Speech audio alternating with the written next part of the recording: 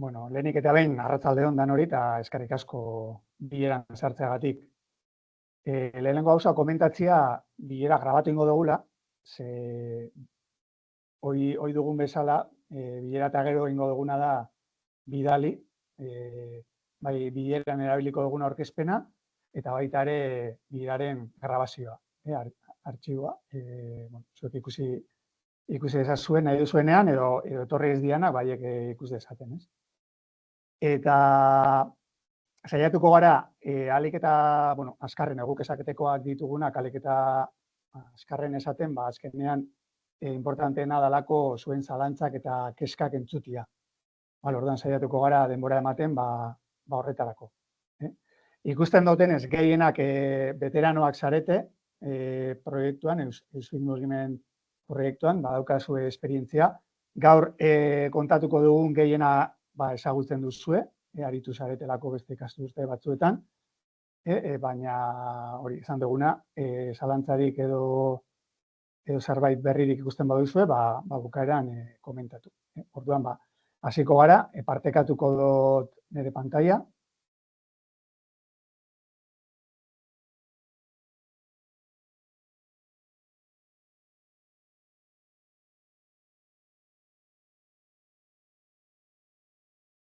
Ikusten duzu, ezta? Bai.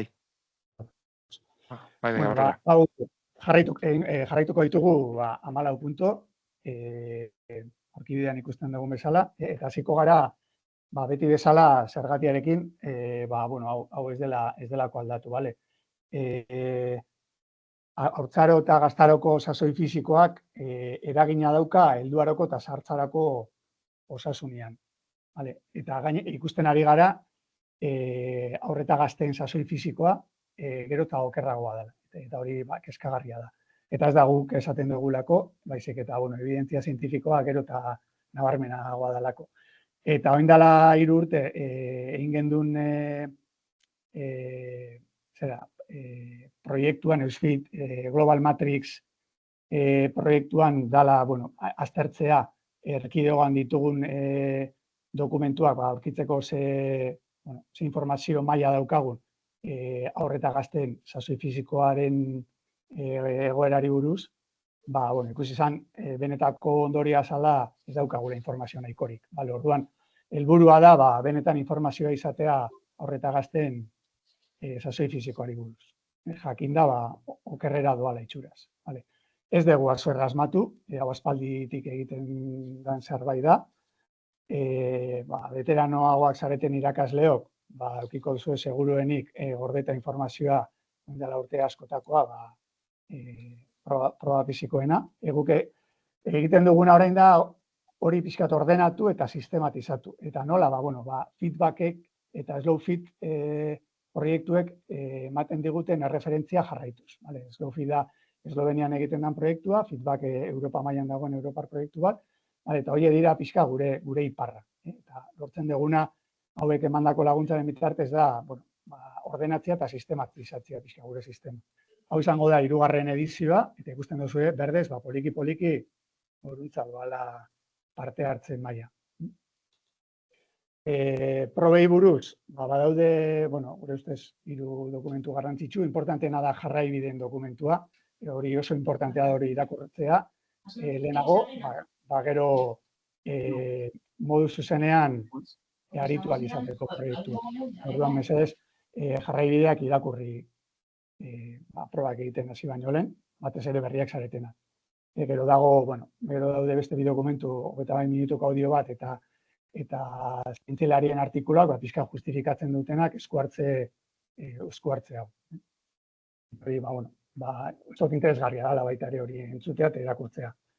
Jarraibideetan aurkituko duzue planilla hau, eta baita ere, gomendatzen dizuegu planilla erabiltzea proba pasatzen dituzuenean, ez bai da erreza momentuan aplikazioa datuak zuzenean igotzea. Orduan, gomendatzen duguna da, gelan probak egiten direnean eskoz jasotzea, eta ondoren aplikazioan, gero daldak azalduko duen bezala, jasotzen jutea. Materiala, badakizue, guk banatzen dugula, lehenago parte hartu baduzue, ikastetxean izango duzue, berriak zaretenok, abisatu, bidali diguzue e-mail bat, esan ez materiala behar duzuela, baina materiala banatzen dugu, materiala ikastetxean geratuko da, proiektuan jarraitzen duzuen bitartean. Eta esaten diguzuenean, ez dezuela jarraitzen, arrazoia dana dalakua, pasatzen gara ikastetxetik jasotzen. Lau material dira, dinamometrua, tahimetrua, pisua eta zintametrikua. Parte hartzeko, errezena da 10 urratsen dokumentu hau jarraitzia, infografia. Bertan, linkatuta izaten ditugu dokumentu interesgarrienak,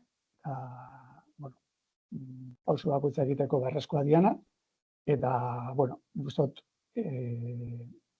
jarraibide bezala oso interesgarria dela infografia hau jarraitzia pausoz pauso parte hartzeko proiektuan. Gogoratu bai, proposatzen dela guraso baimena jasotzia, datuak aplikazioa igotzeko, eta guk eredu bat uzten du eskuragarri. Eredua nola Drive-eko dokumentua dan, zuek hartu dezakezue, deskargatu dezakezue, eta moldatu zuen ikastetxearen politikara edo ezaugarrietara. Guk proposatzen duguna da eredu bat. Eta dala, iruditzen bazaizu, aplikazio informatikoaren zalpenarekin jarraitzen baduzu, zure hitza pasatzen dizut. Arratsaldeon guztioi, Ikerrek ondo azaldu den bezala, ohikoena da datuak txantilloian, orrian hartzea, bai. Baina gero datu horrek, aplikazioa sortuta dago eta datu horrek aplikaziora sartzen ditugu helburu ezberdinekin, ez? Txosten bat sortzeko orain azalduko dutela, edo estadistiketan baita, beste ikastetxe edo udalerrietako datuekin alderatzeko. Orduan, non aurkitzen dugu aplikazio hau? Aplikazio hau gure webgunean dago, ekimenen atalean sartu ezkero, Euskadi Mugiment ekimena aurkitzen dugu, eta bertan, klikatu ezkero, pasatu Iker, pasatu dira hortxe. Azkeneko lerroan, aplikazioaren sarrera edo esteka aurkitzen dugu.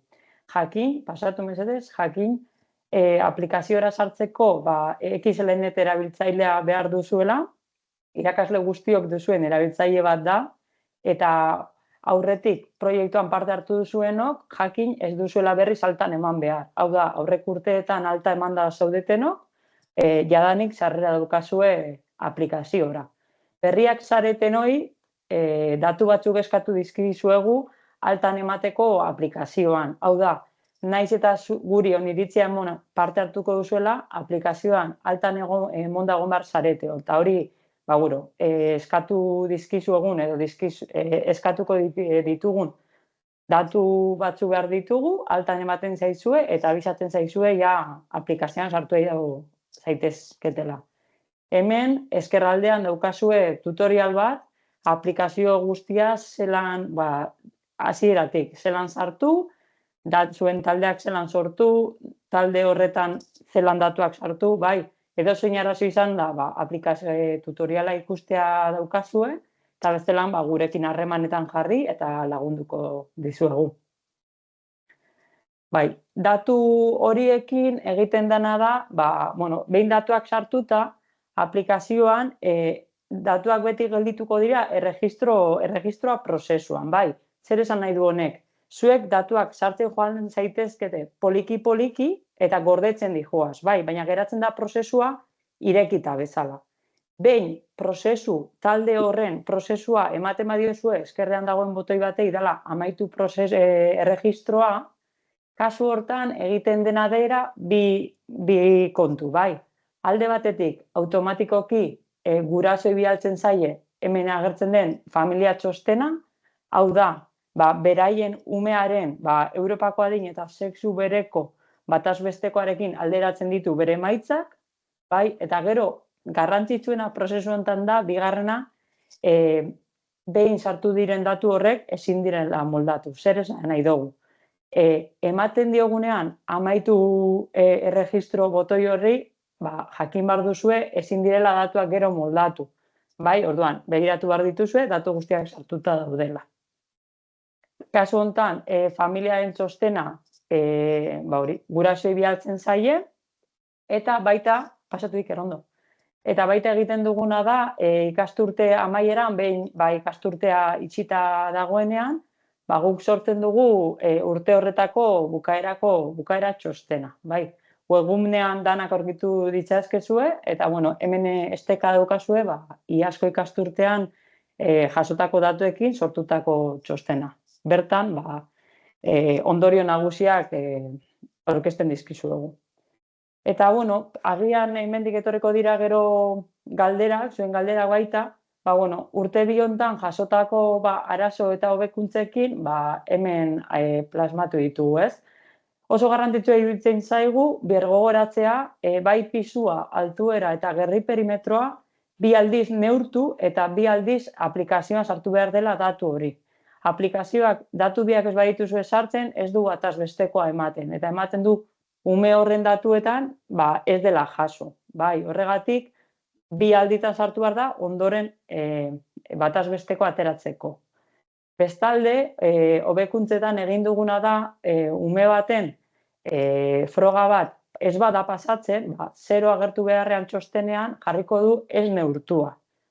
Kasu honetan, 0 gerri perimetroen sentimetroak izan beharrean, jarriko du ez neurtua. Horretaz gain, estatistiken atalean ere zuzenketa batzuk proposatu ditugu, eta horretan dabiltza. Hurrengo egunetan preste egongo da atal hau. Ondoren, badaude hautazko ikasgai batzuk, OFE eta AFOS bai DBH eta batxilergoan, eta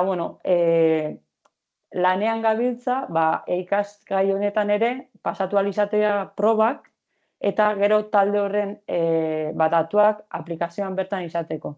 Gaur egun, ezin ditugu talde horien datuak aplikazioan izan zuzenean, baina horretan ere lanean gabiltza. Eta azkenik, berritzegunerekin biltzekoak gara, beste urtetan bezala, akreditazio bat eman ahal izateko. Eta honen berririk daukagunean, zuekin harremanetan jarriko gara. Pasatu. Interesgarri iruditzen zaigu, bi alderdi garrantzitsu honen kontuz aritzea edo zaintzea, bai.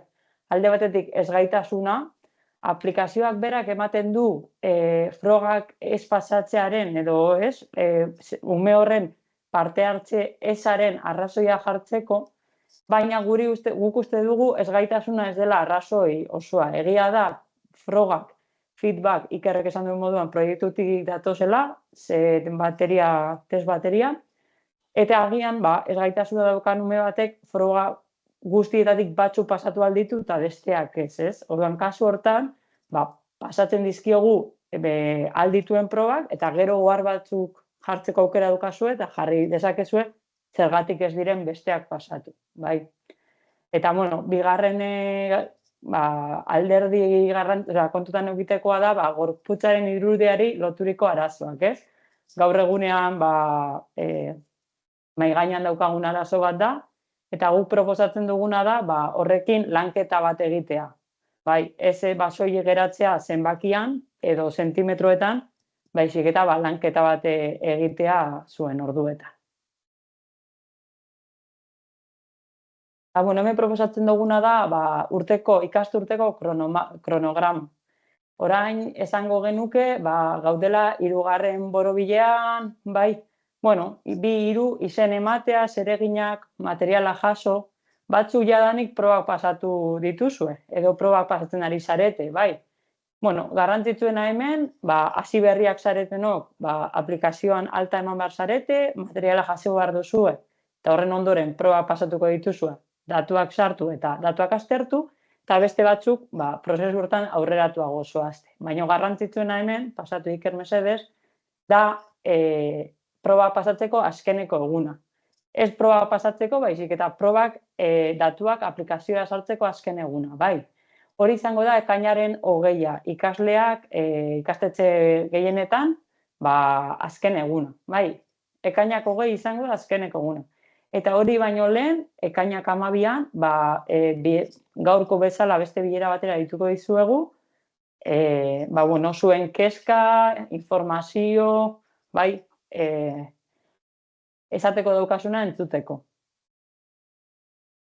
Eta azkenik, Iker, eta jakin, hau aurreko urteetan ere komentatu dugu, baina helburu berdinarekin gabiltza. Epe ertainean, gure helburuetariko bat, familia jasotzen duten txosten hori, osasun karpetan ere, pediatriaren eskuetan izateko lanean gabiltza. Orduan, honi buruz ere aurrerapena badaude, jakinaren gaina izango zarete. Eta nire partez, eskerrak emotea besterik ez.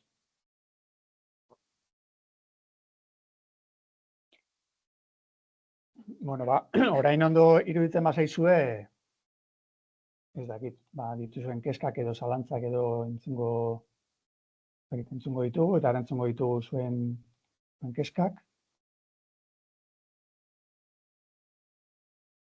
Ez dakit zerbait daukazuen esateko. Iazkoari buruz, aurtengoa nola ikusten duzuen. Arratsaldeon. Arratsaldeon entzuten zait. Bai. Ez dakit entzuten hau zuen, bai, ez? Bai, entzuten da. Zuk ez dezu entzuten? Bai, nik bai, beste gabe.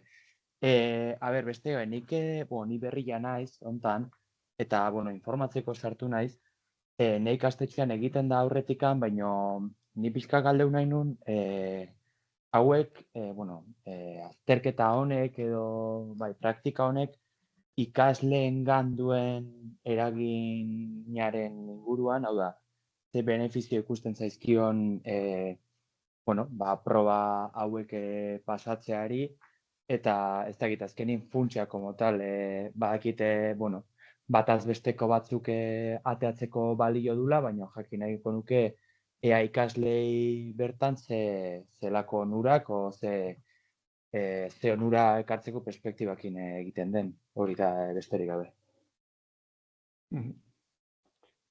Nik uste dut lehenengo onura dela kokatzia, ez? Bere goera sasoi fisikoa zein dan. Referentziazko balio batzuekiko. Ikusteko zein den bere gaur egungo sasoi fisikoa, eta lehen esan dugun bezala horrek etorkizunean, bere osasunean izan dezakeen eragina. Eta hori berari emateaz gain informazio hori, bere familiak ere jasotzen dute, sasoi fisikoa edo jarduera fisikoaren maila ez dago bakarrik aurredumen esku, baita ere bere inguru sozialak ere badauka influentziarik, ez? Orduan, bere gurasoak oso importantea dira. Irakasleak bezala bere ziketan, orduan, importantea da, bere gurasoak ere ezagutzea. Informazio hori, eta gero zuk esaten zen duen moduan, banakako informazio hori, horretaz gain, badago, informazio multzo bat osatzen dena urtez urte, estadistikekin, eta poliki-poliki joango gara gure referentziazko balioak osatzen. Momentu honetan alderaketa egiten da Europako referentziazko balioekin, baina uste dugu hemendik urte batzuetara izango ditugula gure erreferentziazko balioak. Eta horrek azken finean, ze onura dauka umeengan, batez ere jakitea, datu horiek bere osasunean nola inpaktatu dezaketen, motzean eta luzean. Ez dakit erantzun dizudan, unai? Bai, eskerrik asko. Zan, gehiago, pixka bat, nik ulertzen dut azkenin praktika honen edo jardunak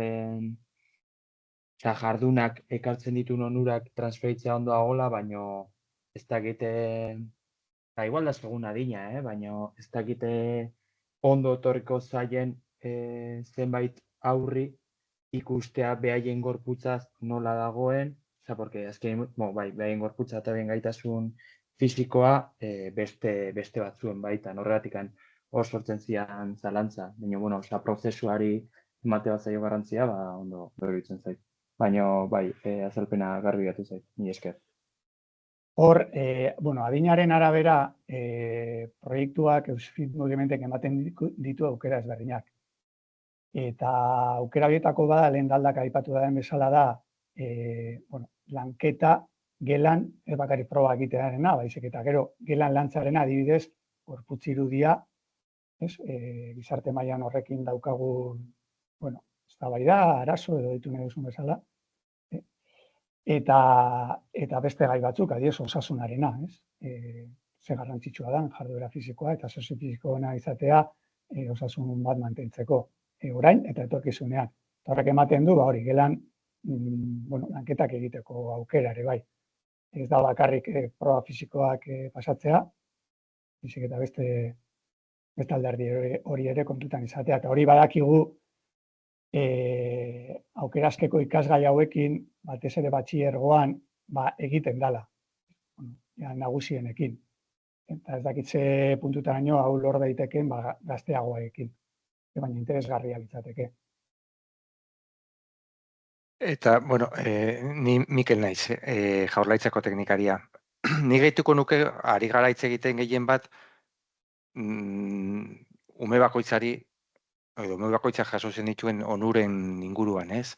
Baina ez da bakarrik ume bakoitza edo familia bakoitza, sensibilizazio hori, noski, maila horretan ematen dela, baina baita ere, egitasmo honen beste onura da gizartean, badakitago zurruna dela, baina egitazko zerbait dela. Lotzia, jarduera fisikoak, osasunean dakan eragina, hortan ere, ohandikan bide luze dugu, gizartea konturatzeko. Eta ekimen honen bidez, dagoen helburuetako bat, daldak esan duen bezala, da lortzea osasun sisteman datu hauek ere egotia eta osasun profesionalek konturatzea zenolako informazio iturria dan jarduera fisikoa edo sasoi fisikoaren egoerap. Eta gero bestalde baita ere hasieran esan dugu, aipatu dugu, gero eta evidentzia gehiago dagola, gero eta ikerketa gehiago, gero eta presentzia gehiago dakala edabidetan, jarduera fisiko edo sasoi fisiko eskasa gure gizartean, baina datu zehatzak ez dago. Eta honen bidez, ari garaia datua jasotzen. Eta lehenbiziko urteetan, ari garaia ikusten, oandikan datu nahiko ez izan arren, ari gara ikusten badagola benetako arazo bat. Eta esaterako, konparatzen baldin bagea, eta ja konparaketa batzuk egin ditzakegu Europako goerarekin, ikus dezakegu, agian, obesitatearen inguruan ez gaudela engaizki, baina esaterako mutikoen indar maila oso eskasa dela. Jasotzen ari garen datuak aintzat hartuz. Oso maila bajuan gaudela. Eta garain batian zegoen mito hori, Euskaldun indartsuaren mitoa, itxuraz desagertzen ari da. Eta batiz ere, mutikoen artean. Hori seguru zuek eguneroko klaseetan ikusten ari zaretela. Baina ja, lehenbiziko neurketa hauetan ikusten ari gara. Eta behar dugu datu gehiago. Nahi baldin badegu, neurriak hartu gizartean, mai gainean jarri behar ditugu datu hauek. Eta gainera, justu orain oso momentu importantea da, hau ere jakin behar dezuzue, iaz kirol eta jarduera fisiko lege berri bat indarrian sartu zen, lege horrek eskatzen du jarduera fisikoa sustatzeko plan bat egitea, eta guain ari gara justu plan horren abia puntuan. Eta hezkuntza arloan neurriak hartu behar dira. Eta Eusfit oso tresna baliagarria izango da erakusteko neurriak beharrezkoa direla, arazo bat egulako. Orduan, onurak ume bakoitzarentzat, bai, familia bakoitzarentzat, bai, baino gizartea berosotasunean baita ere. Bestalde, hainitzek txatean galdetzen zigun, laino aipatu da, beharrezkoa dira bi neurketa, bai pixua eta atuera, eta galdetzen zuen ia neurketa, gainera zalantza hauek ere beste aurreko batzuetan gertatu da, egun berian edo egun ezberdinetan egun berian egin behar dian neurketak, Osea, egun bakar bat edo zuek jakiko zute behar dezuten saio bakar bat test guztiak pasatzeko edo bi, baino neurtzen da altuera, tartetxo bat, neurtzen da berriz altuera eta hartzen ditugu. Normalian altueran ez da tarterik egon daiteke hori neurketak akatz edo txar bat. Baina bazpa ere bi neurketa egiten diala, baina momentu berian, ez bi egun ezberdinetan. Ia gehiagorik, ez zalantzari dagoen, txatian edo esku altxatu edo hitz egin edo ireki mikrofona nahi zutena,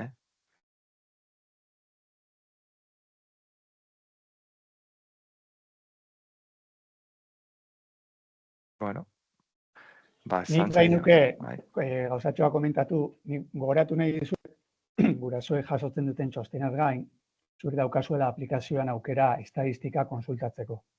Eta hortik atera dituzu estadistikak gelaka, adibidez, edo ikastetxeka, edo adinka.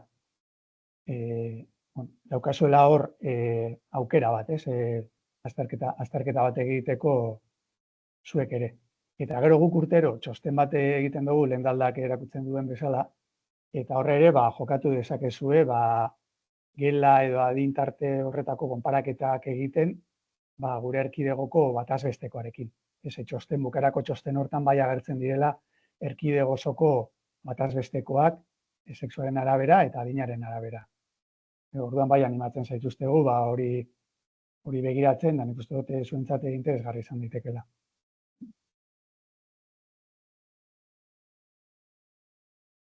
Eta, bueno, nik amaitzeko, lehen komentatzekoan nintzen, ez dut komentatu, baina igual lagundu aldi zuen. Kontua da, txostenak komentatu dut, amaitu erregistro botoi horri ez, ematen diogunean, datu guztia sartuta ditugunean, eta taldea izteko kontuarekin, automatikoki izan dugu txostena guraso bialtzen zaiela, bai. Bueno, jakingo duzue, edo berriak ez bazarete behintzat, txosten batzuk ez dia bialtzen. Eta horretortzen dira, jartzen du ez direra bialdu. Kontua da, nora bialtzen dira txostenak. Ikasgunen dauden helbide guraso edo tutoren helbide elektronikoetara bidaltzen dira txosten horiek. Kontua da, batzuek ez daukatela helbide elektronikorik atxikituta, eta orduan, zoazenean zure ikaslearen txostena bidaltzera ez da irtetzen. Kasu honetan, aukera dago berriz tutore horren helbide elektronikoa sartzeko eta txostena bidaltzeko. Ez da egiten ondo azaldu nahi zen, baina hori da ikusi dugun arazo bat. Gelditzen diela bialdu gabe ez dutelako helbide elektronikorik. Zuek esku sartu ezkero, urrengo urteetarako bertan gelditzen da. Ez zarete urtero ibili behar helbide elektroniko hori gehitzen. Aukera dago, aplikazioan aukera dago, azalduta daukagu, baina arazoa badaukazue, laguntza eskatu eta listo.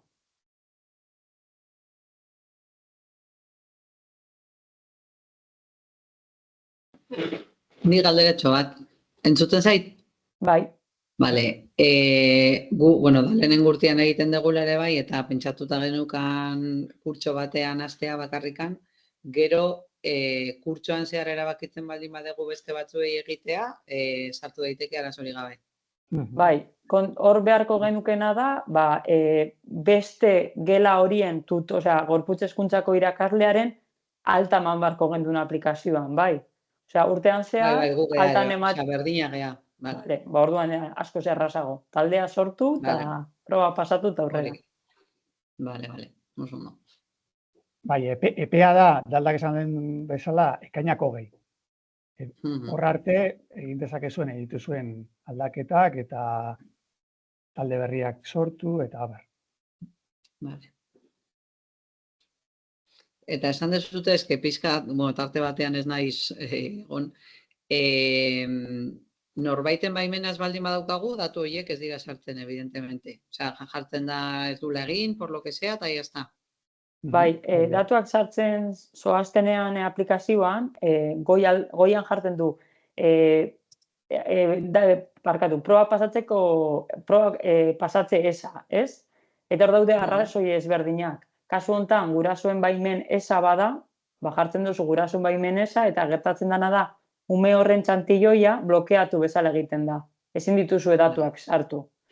Bai, hor esan nahi nuena zen, ezgaitasunarekin batera badagoela aniztasun funtzionala, baina guk ulertzen dugu aniztasun funtzionala da, ez dionean uzten proba bat ere ez egiten, ulertzen da.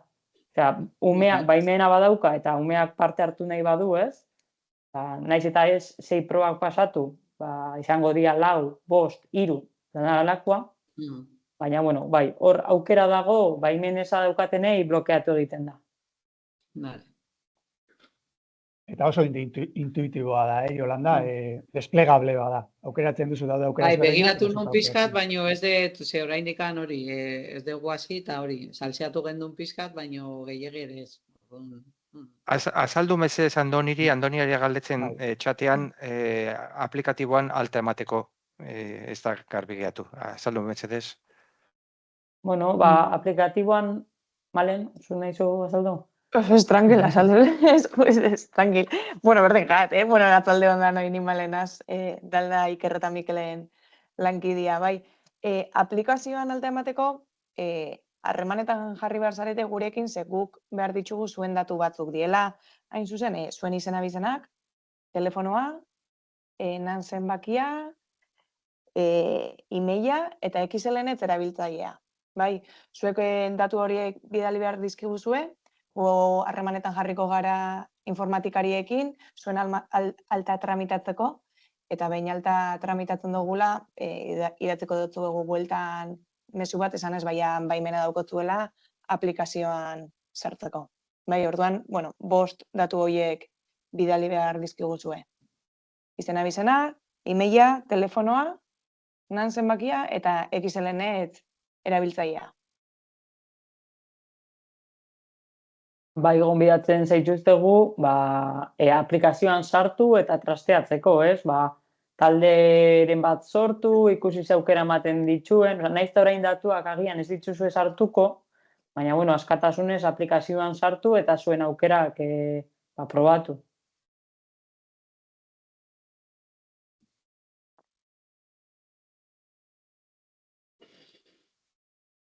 Uste beste galdera badagoela txatia. Bai.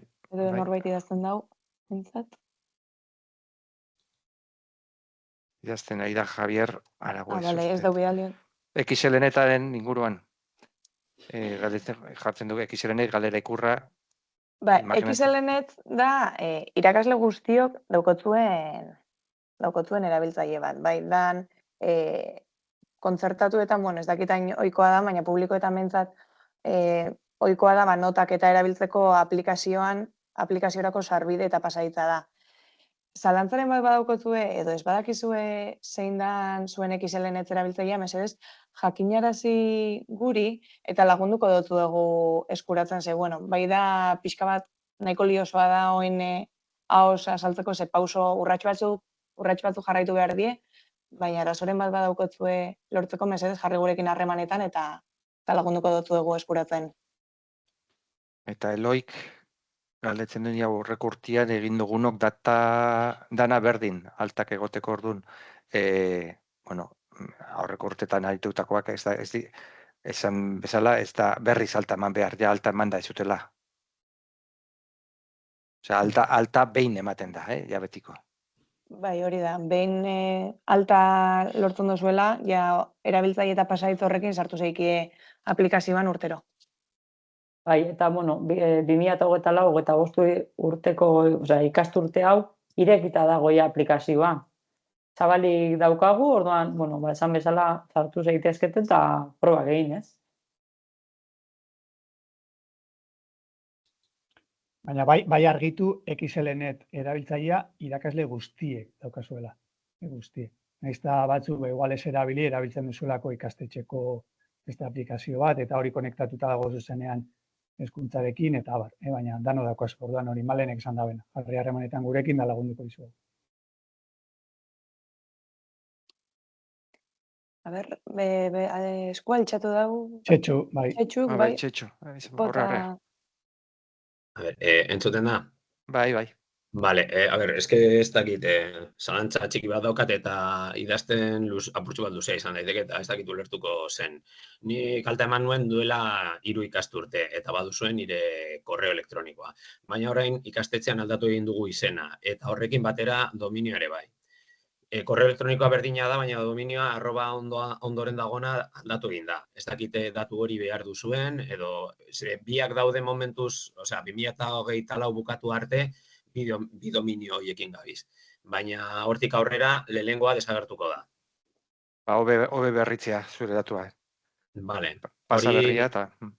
Vale, hori bidali egin behar dut orduan korreo elektroniko baten bidez, berria zein dan. Vale, ados. Hori da.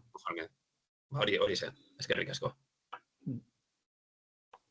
Baina, ulertzen dut ari zarala txetxu emailaz, ez? Bai. Emaila nirea. Hori da. Vale. Nirea, bai. Osea, eske orain arte, claro, heltzen zaizkite bilera deialdi guztiak eta hori guztia dominio biak indarrean daudelako. Baina, 2000 eta igual hor egon daiteke arazoren bat, igual. Hortik aurrera. Bidali berria eta aldatuko dugu. Vale, konforme. Aurkezpenaren amaieran, gurekin harremanetan jartzeko helbide bat daukazue. Orduan, edo horra bialdu, edo besteren bat badaukazu. Vale, konforme.